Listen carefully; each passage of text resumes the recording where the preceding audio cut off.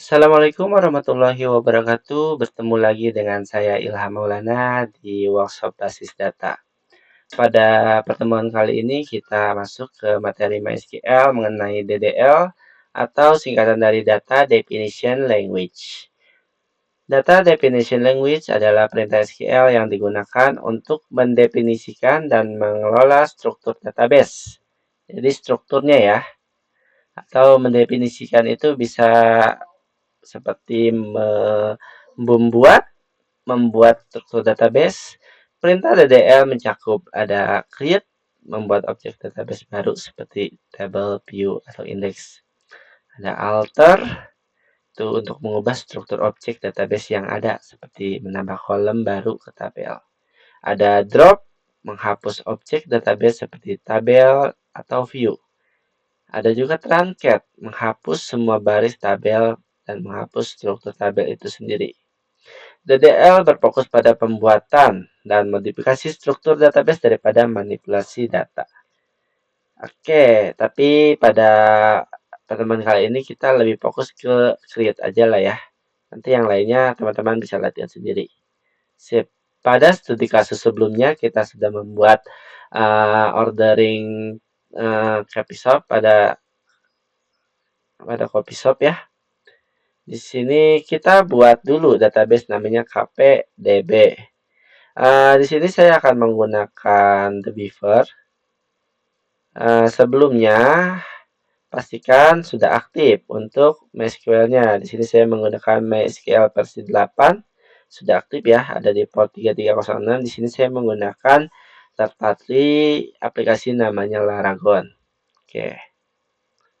Nah, untuk koneksinya teman-teman bisa lakukan koneksi di sini atau bisa bikin folder dulu di sini ya. Bikin folder. Mana aku nggak mau klik kanan. New folder. Tidak mau ya. Klik kanan, copy tools. Tak ada di sini. Yaudah, kita langsung aja ya. MySQL sini. Itu kayaknya udah kebanyakan foldernya. Nah, di sini untuk server hostnya, localhost kalau misalnya kita ada di lokal, kalau misalnya mau koneksi ke MySQL yang ada di server cloud itu bisa URL-nya ditaruh di sini atau IP-nya. Port default-nya itu 3306 untuk MySQL. Untuk database-nya bisa kalau dikosongkan berarti semua database-nya ditampilkan. Untuk username default-nya itu root ini super user-nya ya. Jadi pastikan kalau sudah di production itu harus dikasih password, jangan seperti kayak di lokal kayak gini. Nah, kita tes dulu nih koneksinya. Connected berarti berhasil, ini sudah bisa terhubung, tinggal finish. Nah, ini namanya localhost. Nah, kita bisa rename di sini server lokal gitu aja ya. Bisa gini. Nah, secara ininya di sini ada database user, sistem info, di sini usernya ini masih standar ya, cuma ada root, cuma ada user lain. Untuk database di sini udah lumayan banyak karena saya pernah latihan-latihan sebelumnya. Kita buat dulu database-nya, create new database. Sebenarnya bisa pakai perintah query, tapi kita pakai yang langsung aja ya. Namanya KVDB. Ini kalau belum muncul ada, tinggal refresh saja. Nah, ini sudah muncul KPDB. Di dalam database, di sini ada beberapa komponen seperti tabel, view, index, prosedur, trigger, event, itu yang akan kita bahas pada workshop kali ini. Oke, untuk menjalankan query pada pada apa namanya database KPDB, tinggal teman-teman klik, kemudian SQL editor, kemudian pilih new SQL script. Pastikan ininya di server lokal ya. Dan untuk database aktifnya KPDB, nanti kita kopikan di sini. Oke, kita balik lagi ke sini. Sekarang kita akan membuat tabel user. Nanti bentuknya seperti ini. Untuk perintahnya adalah kita kopikan dulu di sini di the beaver. Kok nggak ke copy ya sebentar. Kita balik lagi. Copy. Wah, salah nih. Kayak gini kadang. Kalau nggak bisa copy, copy gini aja ya.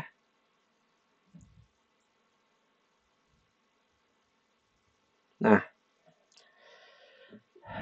perintah untuk ini bisa digedein ya. Control plus. Oh, bisa. Gini ya, ada lumayan gede. Perintahnya adalah untuk membuat tabel user. Perintah DDL-nya itu create ya. Create tabel, membuat tabel dengan nama user. Kemudian di sini field-fieldnya ada ID, name, dan lainnya. Di sini tipe datanya seperti yang tadi kita jelaskan. Di sini unsigned, jadi hanya bilangan positif. Dan not null ya. Not null itu berarti wajib diisi, nggak boleh null. Kalau misalnya null, nanti dan kita tidak isi, itu maka validasinya akan jalan, itu akan error. Untuk ID-nya auto increment, jadi akan otomatis nanti mulai dari 1, 2, 3 dan berurutan. Untuk name, email, phone itu tipenya sama-sama varchar atau karakter ya, yang masing-masing itu memiliki maksimal panjang karakter. Untuk name 255, untuk email 50, untuk phone 25. Untuk font itu dia boleh kosong dengan defaultnya 0, maksudnya defaultnya kosong. Untuk roles itu enumeration, jadi wajib isinya itu antara 3, yaitu admin, staff, user, nggak boleh isian lainnya. Kalau kita isi lainnya itu bakalan error. Ini wajib not null, wajib diisi defaultnya user. Jadi kalau nggak kita isi apa-apa itu nanti isinya user. Untuk password 255 not null, create add dan ini. Kemudian dari semua field yang ini akan dijadikan primary key adalah ID dan unique key-nya itu email. Email itu jadi nanti dalam satu tabel ini hanya ada satu email, nggak boleh ada email yang kembar atau duplikat.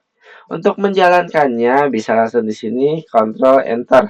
Nah, ini akan terbuat tabel, bisa klik kanan, refresh. Nah, ini tabel user sudah ada data. Teman-teman bisa lihat juga ER diagramnya di sini. Nah, sebenarnya di sini di pivot juga udah ada ER diagram. Oke. Untuk tabel kedua. Tabel kedua itu tabel produk. Ini bisa di copy.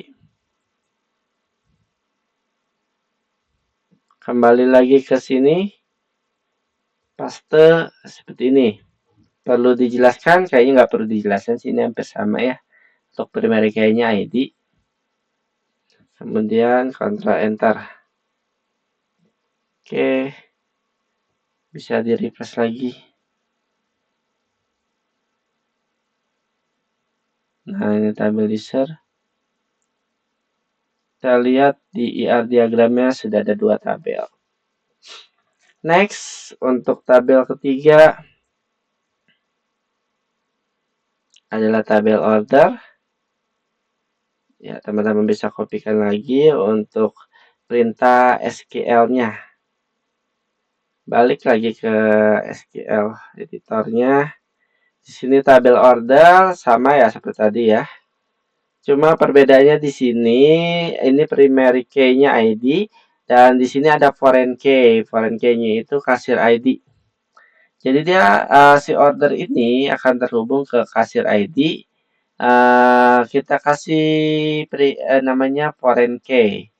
Dan constraints-nya order kita kasih nama order kasir ID foreign yang terhubung dengan field-nya itu kasir ID pada tabel order dan user ID tabel user dan field ID pada tabel user. Jadi kalau misalnya ini sudah terhubung ke order nih, misalnya user 1 mengorder, sudah order. Tapi user 1 kita delete itu nggak bakalan bisa. bukan error. Ini jalankan dulu ya. Oke, yang selanjutnya. Selanjutnya untuk tabel terakhir adalah tabel order item. Ini foreign case-nya ada dua. Nah, foreign key-nya ada order ID dan product ID. Kita jalankan aja, Ctrl Enter. Kalau sudah di refresh, kita lihat ada 4 table. Nah, ini sudah berelasi.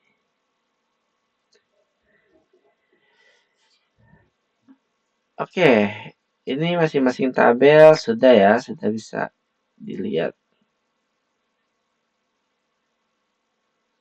Oke. Oke, cukup. Untuk data definition language, apa masih ada lagi ke bawah kita lihat. Nah, ini bentuk ya diagramnya. Ya, cukup. Sampai sini, terima kasih.